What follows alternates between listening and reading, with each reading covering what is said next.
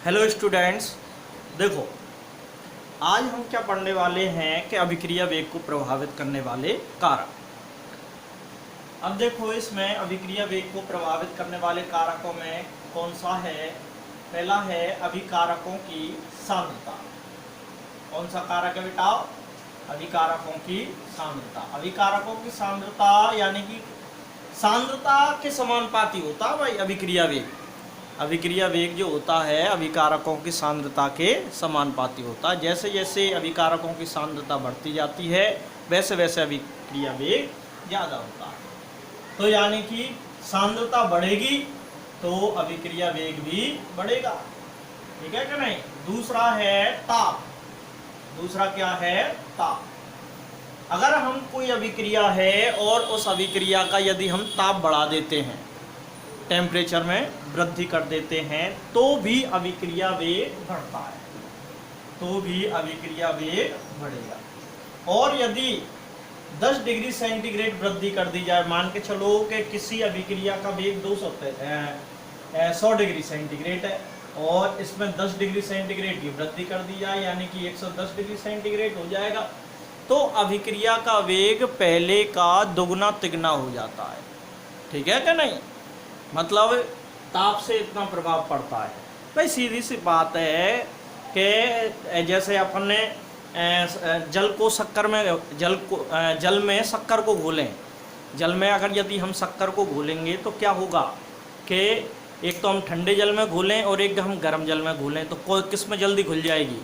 यानी कि गर्म जल में, क्योंकि उसका ताप कैसा है? अधिक है। ठीक है। तो इसके बाद अपन तीसरा है अभिकारकों की प्रकृति। अभिकारकों की प्रकृति। अभिकारकों की प्रकृति क्या होता है कि बंध जो होते हैं, कुछ बंध टूटते भी हैं और कुछ बंध जुड़ते भी हैं। कोई भी अभिक्रिया अगर हुई तो उसमें बंध जो हैं जुड़ते और टूटते दोनों ही हैं। बंध कितने टूट रहे हैं? बंध कितने टूट रहे हैं? ज़्यादा बंध टूट रहे हैं या कम बंध टूट रहे हैं, या बंध की प्रकृति कैसी है, मजबूत बंध है कि ढीला बंध है, इस चीज़ पे भी डिपेंड करता है अभिक्रिया वेग। अब मान के चलो जैसे कि अगर बंध की प्रबलता ज़्यादा है तो फिर बंध की प्रबलता ज़्यादा होने पर क्या वो मतलब धीमी गति से हो पाएगा क्या? नहीं। फिर तो वो तेज गति से हो पाएगा क्या? नहीं, धीमी गति से होगा, क्योंकि बंध मजबूत है, उसे तोड़ने में ज़्यादा समय लगेगा और तोड़ने में ज़्यादा समय लगेगा तो अभिक्रिया वेग अपने आप ही है क्या? नहीं। और मान के चलो एक अभिक्रिया है जिसमें एक ही बंध टूट रहा है और दूसरी अभिक्रिया है कि जिसमें 2 बंध टूट रहे हैं, तो कौन सी अभिक्रिया तीव्र गति से होगी? एक बंध वाली, क्योंकि एक बंध आसानी से टूट जाएगा और 2 बंध जो हैं वो आसानी से नहीं टूट पाएंगे। तो ये वाली बात है। ठीक है। तो बंधों की प्रकृति पर, अभिकारकों की प्रकृति पर भी डिपेंड करता है। जैसे अपन एक अभिक्रिया लेते हैं, ठीक है, जैसे यहाँ पे 2 NO और इसकी ऑक्सीजन से क्रिया करवा देते हैं और ये बन जाता है 2 NO2। NO2 को कहते हैं नाइट्रोजन डाई ऑक्साइड। क्या कहते हैं? Nitrogen dioxide. ठीक है। और इसको कहते हैं नाइट्रिक ऑक्साइड। क्या कहेंगे भैया? Nitric oxide. ठीक है, ये नाइट्रिक ऑक्साइड है। अब ये वाली अभिक्रिया जो होती है वो तीव्र गति से होती है। कितनी तीव्र गति से? अब इसमें देखो एक और अभिक्रिया लेते हैं, 2CO + O2 और कुल मिला के यहाँ पे क्या बन जाएगा? 2CO2। इसका नाम क्या है? Carbon dioxide. क्या नाम है? Carbon dioxide.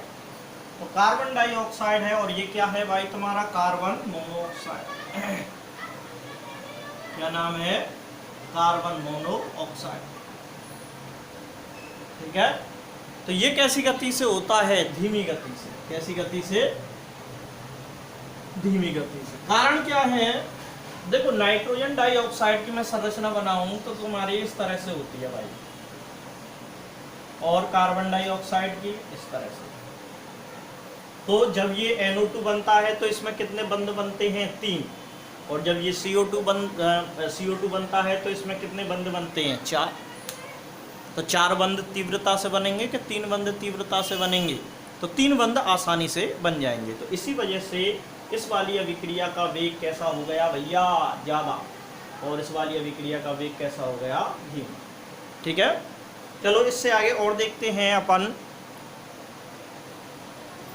देखो अगला कारक है उत्प्रेरक का प्रभाव। उत्प्रेरक का प्रभाव क्या होता है कि अगर उत्प्रेरक लिया जाए, उत्प्रेरक होते क्या हैं वैसे, जो अपनी उपस्थिति से अभिक्रिया के वेग में परिवर्तित कर देते हैं। ठीक है कि नहीं, जैसे अपन पढ़ाई कर रहे हैं और पढ़ाई कर रहे हैं तो पापा जी आ जाएं अचानक से, हैं, और पापा जी आ गए तो भैया क्या होगा, पढ़ाई का वेग बढ़ जाएगा कि नहीं। हालांकि पापा जी ने कोई उस पढ़ाई में भाग नहीं लिया है, लेकिन फिर भी पढ़ाई का वेग बढ़ जाएगा कि नहीं। तो यहाँ पे जो पापा जी हैं वो किसकी तरह कार्य कर रहे हैं, उत्प्रेरक की तरह। तो उत्प्रेरक वे होते हैं जो अभिक्रिया में हालांकि भाग नहीं लेते और फिर भी वो अभिक्रिया के वेग को परिवर्तित कर देते हैं। ठीक है कि नहीं। अब देखो ये जैसे अगर उत्प्रेरक अभिक्रिया के वेग को बढ़ा रहा है तो वो बढ़ाएगा क्यों, सक्रियण ऊर्जा को घटा देगा। सक्रियण ऊर्जा को घटाकर सक्रियण ऊर्जा को घटा देगा और अभिक्रिया वेग बढ़ा देगा। ठीक है कि नहीं। सक्रियण ऊर्जा क्या होती है कि अभिकारक को उत्पाद में परिवर्तित होने के लिए आवश्यक ऊर्जा। ठीक है कि नहीं। कोई अभिकारक है, जैसे मैं यूँ कहूँ कि जैसे ये अभिक्रिया हो रही है A+B और ये उत्पाद में परिवर्तित हो रही है। ठीक है, और मान के चलो इसकी सक्रिय ऊर्जा कितनी है, अपन 10 किलो जूल मान लेते हैं। ठीक है, इसी तरह से दूसरी अभिक्रिया लेते हैं C+D और ये भी उत्पाद में परिवर्तित हो रही है और इसकी कितनी मान लेते हैं अपन, 20 किलो जूल। ठीक है, तो ये वाली बात है, एक 10 किलो जूल है और एक 20 किलो जूल। तो कौन सी अभिक्रिया तीव्र गति से होगी, जिसकी सक्रिय ऊर्जा कम है, क्योंकि इनके लिए थोड़ी सी ऊर्जा की आवश्यकता है और थोड़ी सी ऊर्जा लेकर ही ये किस में परिवर्तित हो जाएंगे, उत्पाद में फटाक से। लेकिन इनको कितना चाहिए, 20 किलो जूल। 20 किलो जूल चाहिए तो फिर भाई इनको ज़्यादा ऊर्जा देनी पड़ेगी, ये ज़्यादा ऊर्जा गेन करेंगे तब जाके ये किस में परिवर्तित होंगे, उत्पाद में। ठीक है कि नहीं।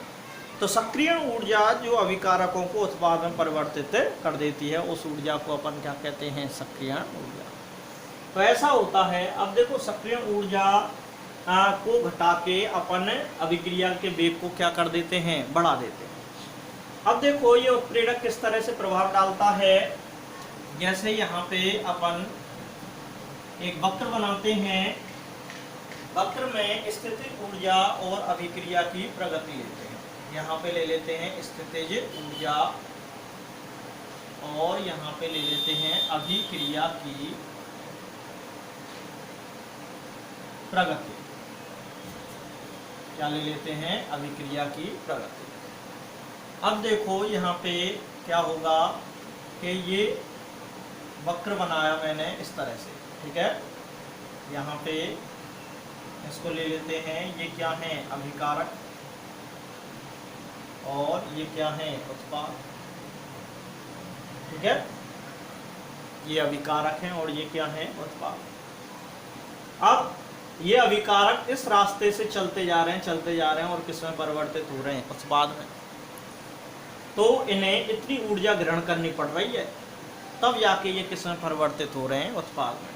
तो ये सक्रिय ऊर्जा यहाँ से यहाँ तक जो भैया इन्होंने ऊर्जा ग्रहण की है वो सक्रिय ऊर्जा ई एक्टिवेशन फर्स्ट ACT को सफिक्स में लिखेंगे।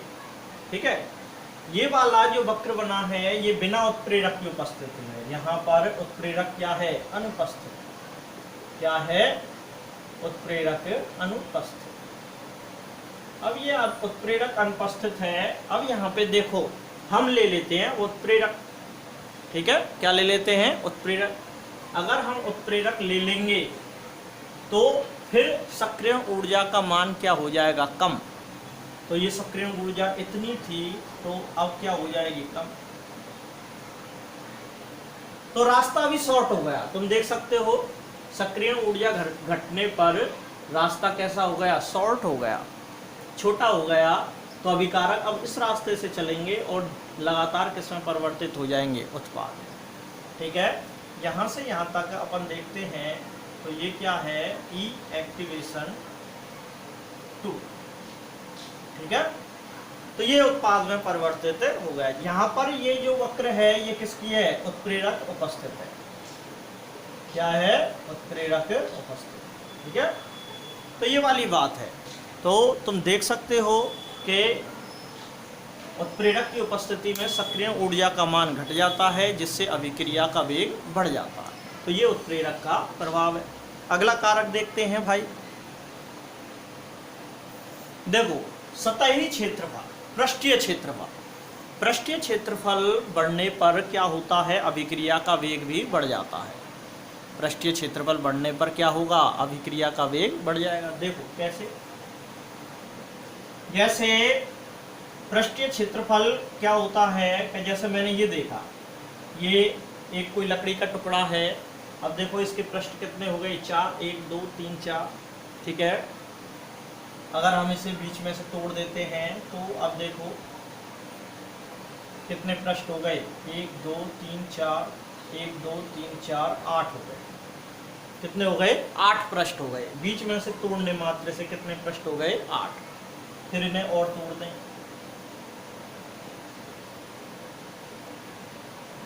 तो पृष्ठीय क्षेत्रफल और बढ़ गया। फिर इन्हें और तोड़ देंगे, पृष्ठीय क्षेत्रफल और बढ़ जाएगा। तो जैसे जैसे कोई भी पदार्थ है, कोई भी सब्सटेंस है, वो अगर किसमें परिवर्तित होता जाता है, चूर्णित अवस्था में आता जाता है, चूर्णित अवस्था में आता जाता है, तो फिर वो उसका पृष्ठीय क्षेत्रफल क्या होता जाता है, बढ़ता जाता है। ठीक है, और पृष्ठीय क्षेत्रफल बढ़ने पर अभिक्रिया वेग बढ़ता है। जैसे ये लकड़ी का टुकड़ा है और ये भी लकड़ी के टुकड़े हैं, इसी के छोटे छोटे टुकड़े बनाए हैं भैया। तो क्या हुआ है कि ये अगर इसको जलाओ तुम, ये लेट जलेगा, लेकिन इनको जलाओ ये जल्दी जल जाएंगे। एक लकड़ी का बड़ा बंडल लो और एक लकड़ी के छोटे छोटे बुरादे लो, तो कौन जल्दी जल जाए, बुरादा। क्यों, क्योंकि उसका पृष्ठीय क्षेत्रफल अधिक है। तो पृष्ठीय क्षेत्रफल बढ़ने से क्या होता है, अभिक्रिया का वेग भी बढ़ जाता है। इसके बाद अगला कारक देखते हैं, विकिरण का प्रभाव। क्या, विकिरण का प्रभाव। विकिरण यानी कि प्रकाश की विकिरण। विकिरण का प्रभाव देखो दोनों पर ही प्रभाव डालेगा। ऐसा नहीं है कि विकिरण का प्रभाव सभी अभिक्रियाओं पर लागू होता है, नहीं, कुछ अभिक्रियाओं पर लागू होता है और कुछ पे लागू नहीं होता है। तो जैसे कि अपन एक अभिक्रिया देखें, H2 + Cl2, H2 + Cl2, और ये किस में परिवर्तित हो गया, 2HCl। ये वाली अभिक्रिया को अपन किस में करवाएं, अंधेरे में। अंधेरे में यदि हम इस अभिक्रिया को करवाते हैं तो ये कैसी गति से होती है, धीमी गति से। कैसी, धीमी गति से। लेकिन अगर इसी में ही अपन क्या डाल देते हैं, प्रकाश, ये अभिक्रिया हम कैसे प्रकाश की उपस्थिति में करवा देते हैं, ये लो भैया, तो ये फिर काई में परिवर्तित है गई, 2HCl। अब ये कैसी गति से होगी, तीव्र। कैसी, तीव्र। तो ये वाली बात है। तो इस तरह से विकिरण का प्रभाव चलता है कि कुछ अभिक्रियाएं जो होती हैं अंधेरे में कैसी गति से होती हैं, धीमी गति से, लेकिन उन्हें प्रकाश के संपर्क में लाया जाता है तो फिर वो कैसी गति से होने लग जाती हैं, तीव्र गति से। तो ये वाली बात है।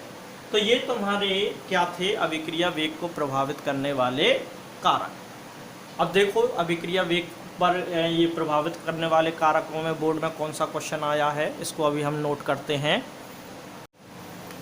देखो ये क्वेश्चन आया है बोर्ड में, ये बोर्ड का क्वेश्चन है।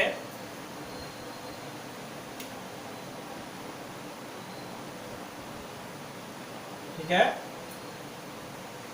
कि अभिक्रिया वेग को प्रभावित करने वाले कारक कौन कौन से। केवल इसमें तुम्हें कारकों के नाम लिखने थे, है क्या नहीं, सांद्रता, अभिकारकों की सांद्रता, उत्प्रेरक का प्रभाव, इस तरह से। क्योंकि वो मतलब क्या लिखना है, क्या अब ये सारे कारकों को पूछ रहा है तो सभी कारक, और 2 नंबर से, या अगर 2 नंबर का आए तब तो थोड़ा थोड़ा लिख भी आए, लेकिन अगर 1 नंबर का आएगा तो केवल तुम्हें हेडिंगों को ही लिखना है, ठीक है। इतने सारे 1 नंबर में इतना सारा नहीं लिखा जाएगा, बहुत सारा, ठीक है। चबक्र फक्र बनाओ, नहीं 2 नंबर का आए फिर भी अपन सोच सकते हैं, पर ये 1 नंबर में आया था इस वजह से तो केवल तुम्हें क्या लिखनी थी, हेडिंग, ठीक है। तो इस तरह से भी क्वेश्चन आ जाते हैं, सारे कारक पूछ लिए थे, ध्यान रखना। तो चलो आज के लिए इतना ही काफ़ी है, बहुत सरल पाठ है, आसानी से पढ़ते चलो, धीरे धीरे हौले हौले, ठीक है। और सब घर पे खुश रहिए, मस्त रहिए, तरीके से खाइए पिए, मस्त रहिए, ठीक है क्या नहीं। और मेरी वीडियो को सब्सक्राइब जरूर किया करो, ठीक है क्या नहीं। तुम लोग सब्सक्राइब और लाइक नहीं करते हो यार, मज़ा नहीं आता फिर उसमें, ठीक है क्या नहीं। तो उसमें लाइक और सब्सक्राइब जरूर किया करो, सारी वीडियो को कर दो, ओके। तो चलिए आज अपन फिर कल मिलेंगे, ठीक।